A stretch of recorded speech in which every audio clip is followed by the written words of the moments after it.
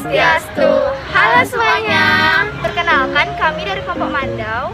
Di video ini kami akan melakukan video wawancara mengenai topik wawasan Nusantara. Berikut nama-nama anggota dan narasumbernya. Selamat menyaksikan.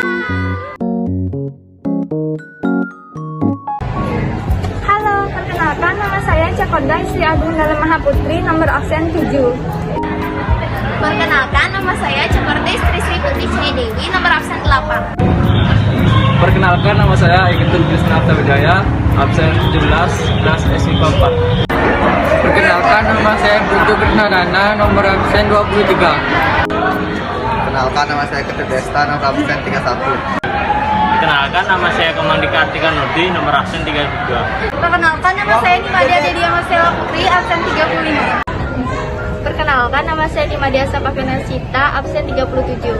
Perkenalkan, nama saya Niputu Junita Putresari, nomor absen 42. Ya, jadi selamat pagi anak-anak semuanya. Jadi perkenalkan, nama Bapak Cakorda Gede Anom Wiratmaja.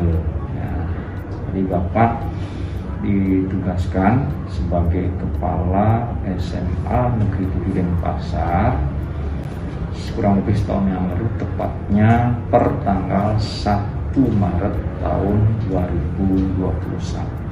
Nah, seperti itu. Ya. Selamat sore ya. Nama Bapak Imadi Wirawan, sebagai guru pengampu pelajaran fisika, juga sebagai wakil kepala sekolah jurusan sarana prasarana. Perkenalkan, nama saya Komang Ayu Triratna Dewi sebagai guru mata pelajaran pendidikan agama Hindu dan budi pekerti. Baik, perkenalkan, nama saya Niwayan Giana Dewi AMD sebagai pegawai perpustakaan di SMA 7 Denpasar. Baik, perkenalkan, saya Pandi Gede Kevin Liarta dari kelas 11 MIPA 1 dan saya adalah salah satu siswa kelas 11 di SMA Negeri 7 Denpasar. Halo semuanya, perkenalkan, nama saya Nikomang Sita Widiasari, bisa dipanggil Sita, sebagai siswi dari SMA Negeri 7 Denpasar. Halo semuanya, perkenalkan, nama aku Niwayan Sri Ayu Kencana Dewi Faisa, bisa dipanggil Nana, sebagai siswa SMA Negeri 7 Denpasar.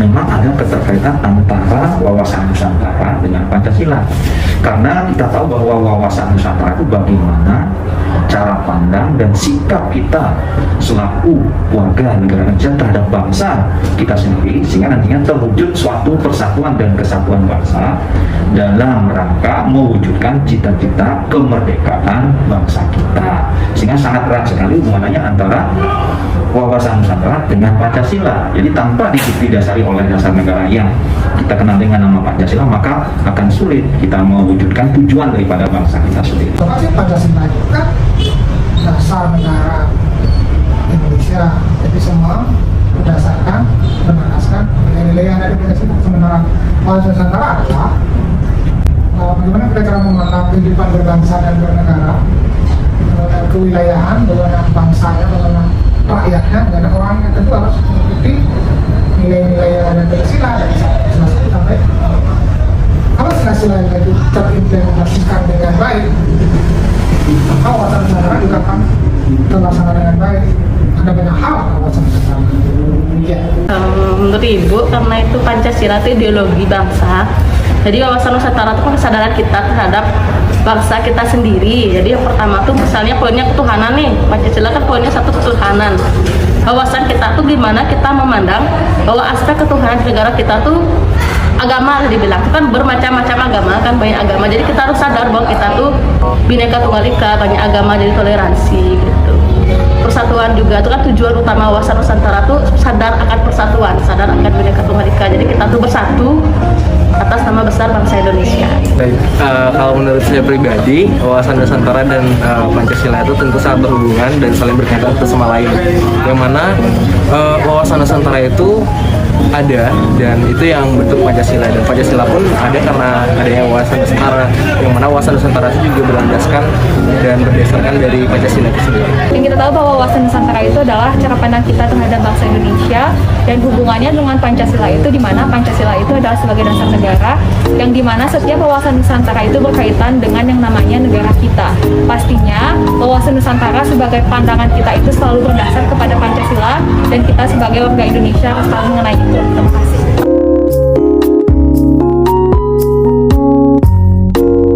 Ya, jadi kalau ya kita sebagai bangsa, terutama kalian generasi muda, tidak peduli dengan yang namanya wawasan Nusantara, maka suatu saat nanti jadi kita akan terpecah belah, kita akan tergantung, mudah diobok-obok oleh bangsa lain gitu, mudah diobok-obok oleh bangsa lain, karena kita tidak punya jati diri, tidak punya rasa nasionalisme, tidak punya kebanggaan terhadap apa yang kita punyai, yang kita miliki. Nah, jadi seperti kalian ketahui ada konsep Trisakti dari Bung Karno gitu, yang begitu sedang diingat konsepnya itu, yang mendasari tidak lain juga terkait dengan nilai Pancasila tadi. Jadi yang disebut dengan konsep Trisakti itu, yang pertama, bagaimana sebagai negara kita berdaulat secara politik, kemudian berdikari secara ekonomi, dan berkepribadian dalam kebudayaan.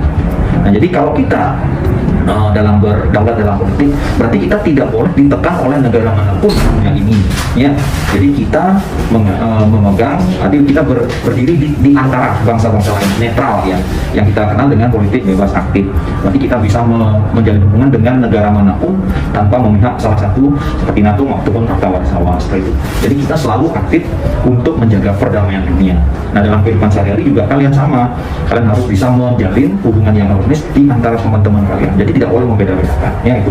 Nah, kemudian yang kedua, berdikari secara ekonomi, berarti kita harus punya ketahanan terhadap pangan kita sendiri. Jadi kita tidak boleh tergantung dengan hasil atau impor, ya. Hasil impor, kita punya sumber daya alam yang sangat luar biasa. Indonesia, tanahnya yang begitu luas, lautnya yang begitu kaya. Selama ini kita belum bisa memanfaatkan secara optimal, sehingga beberapa kasus terakhir seperti adanya mogoknya pengusaha tempe tahu kemarin, itu bahan bakunya adalah tempe, yang mana bahan baku tempe ini lebih banyak berasal dari impor. Nah, ketika ada permasalahan terhadap impor, maka bergejolaklah kita gitu. Nah, jadi kalau kita bisa berdikari secara ekonomi, berarti kita bisa memberdayakan para petani. Jadi mungkin saja nanti kalian yang muda ini tertarik terjun di dunia pertanian, bagaimana kalian menciptakan teknologi pertanian yang baik sehingga dihasilkan hasil bumi yang merupakan sumber daya kita sendiri yang bisa menghasilkan. Kita tidak tergantung dengan negara lain, sehingga kita tidak bisa diombang-ambing oleh bangsa lain. Apalagi kekayaan laut kita begitu luar biasa yang belum dioptimalkan pemanfaatannya, sehingga banyak negara asing yang mencuri ikan di wilayah kita gitu. Nah, itu berdikari secara ekonomi. Jadi kalau sudah kita punya kemampuan secara ekonomi, maka negara manapun tidak akan terpengaruh. Kita tidak terpengaruh sama impor, justru lebih baik kita mengimpor keluar, mengekspor keluar. Nah, seperti itu. Nah, kemudian berkepribadian dalam kebudayaan, berarti kita punya budaya, nilai-nilai budaya bangsa kita sangat banyak sekali. Kan kita ketahui di Indonesia itu banyak suku yang masing-masing punya adat istiadat masing-masing yang sangat luar biasa nilai-nilainya. Sebagai salah satu contoh, di Bali kita punya subak yang diakui oleh dunia sebagai warisan dunia. Bagaimana kekayaan intelektual, ya. Jadi kekayaan intelektual bangsa kita yang sudah bertahun-tahun itu bagaimana mengakhiri sistem persawahan dengan baik itu. Nah, itu banyak sekali lagi nilai-nilai budaya yang harus kita sebagai bangsa itu harus bangga terhadap budaya kita sendiri. Nah, seperti itu. Itu nih bahaya besar, ke depan sangat berbahaya kalau orang tidak mau tahu, tidak mau melakukan hal-hal yang bahaya sekali. Itu orang akan abai dengan kehidupan berbangsa, abai dengan masyarakat sekitarnya, abai dengan negara, abai dengan aturan dan istiadat, abai dengan kearifan lokal, budaya-budaya ada di kita. Pertama, keadaan masyarakatnya akan kacau, ya. Karena kan dari pengertiannya tadi yang seperti dikatakan adalah wawasan Nusantara itu kan kekayaan yang dimiliki oleh bangsa Indonesia itu sendiri. Ada ras, ada suku, ada istiadat, ada budaya. Nah, kalau masyarakatnya sendiri tidak tahu tentang apa yang dimiliki, jadi masyarakat itu istilahnya tidak terkontrol atau kacau. Pastinya rasa cinta tanah airnya itu berkurang ya dalam segi masyarakat, sama rasa persatuan dan kesatuannya juga.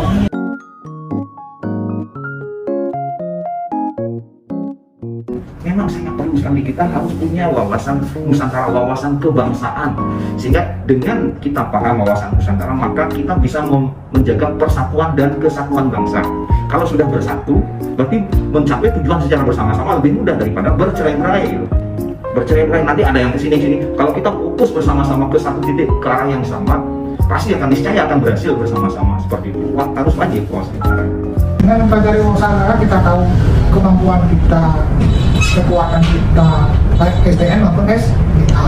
Kita harus tahu apa aja sih yang ada di Indonesia gitu, apa yang terlintas di Indonesia, apa saja yang ada di Indonesia, bagaimana keberagaman suku dan budayanya, bagaimana letak wilayahnya dan segala macamnya. Karena itu sangat penting mengingat kita di sini tidak hanya hidup dengan satu suku, satu bangsa dan satu agama, melainkan dengan beragam rasnya juga. Jadi itu tujuannya kenapa bangsa Indonesia perlu mengetahui mengenai wawasan Nusantara ini. Jadi bahwa wawasan Nusantara itu adalah cara kita memandang, lagi-lagi cara kita memandang, dan kita itu sebagai bangsa Indonesia hidup di negeri kita sendiri, mempunyai keberagaman yang banyak. Dengan itu setidak tahunya kita sedikit tahu tentang wawasan Nusantara, ataupun cara kita bisa menghargai satu sama lain dan yang lain-lainnya. Bagaimana cara kita memandang Indonesia dengan luas dan tidak dipenuhi oleh ego kita sendiri. Terima kasih.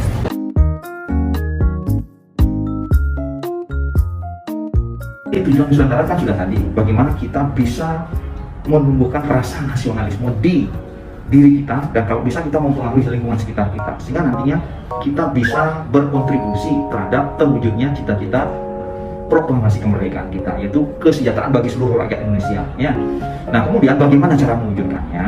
Nah, jadi kalau Bapak, ya, jadi di berbagai kesempatan kita selalu menyampaikan bahwa banggalah terhadap produk bangsa sendiri, jangan terlalu mengagung-agungkan. Jadi barang-barang impor yang belum tentu lebih baik dari bangsa kita punya. Nah, sebagai contoh mungkin beberapa produk pakaian fashion itu memang labelnya dari luar, bisa jadi barang-barangnya dibuat di Indonesia. Oleh karena itu, maka para generasi muda sekarang bagaimana kita bisa percaya, yaitu mencintai produk bangsa kita sendiri. Otomatis kalau kita membeli produk bangsa kita, berarti peredaran uangnya ya di bangsa kita sendiri, jadi seluruhnya untuk kesejahteraan kita semua gitu. Kalau kita beli dengan produk orang lain, berarti kan jadi uangnya ke sana gitu, kita tidak akan menikmati gitu. Itulah yang disebut dengan konsep ekonomi kerakyatannya. Jadi dari kita belanjakan uangnya, nanti yang ini lagi belanjakan, ya berputar di sekitar kita saja.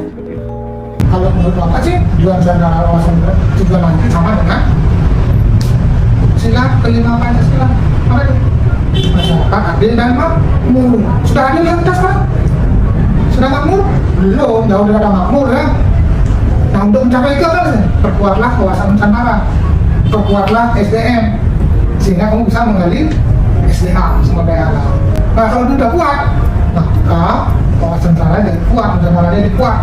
Kalau kita punya alam banyak, kita gali sendiri, punya sumber ekonomi banyak, kita punya uang banyak, kita beli persenjataan banyak, tingkat tinggi, sehingga teritorial kita, kawasan sama ini bisa dijaga dengan baik.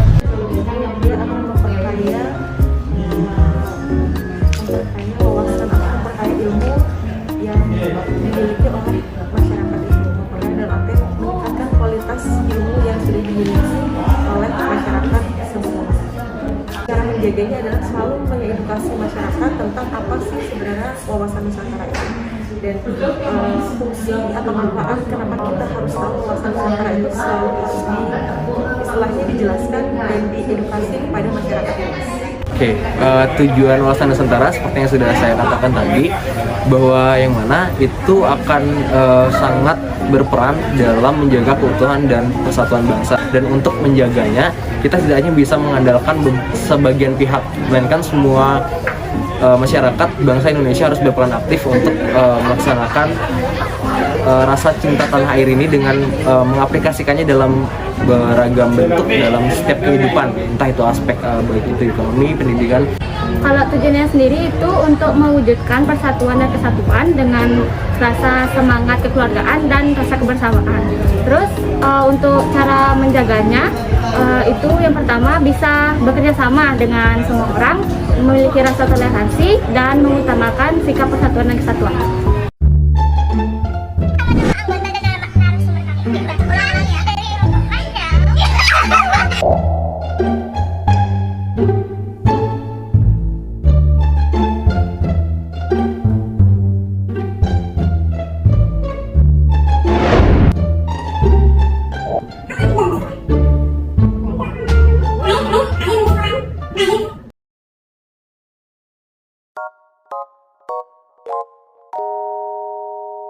Thank you.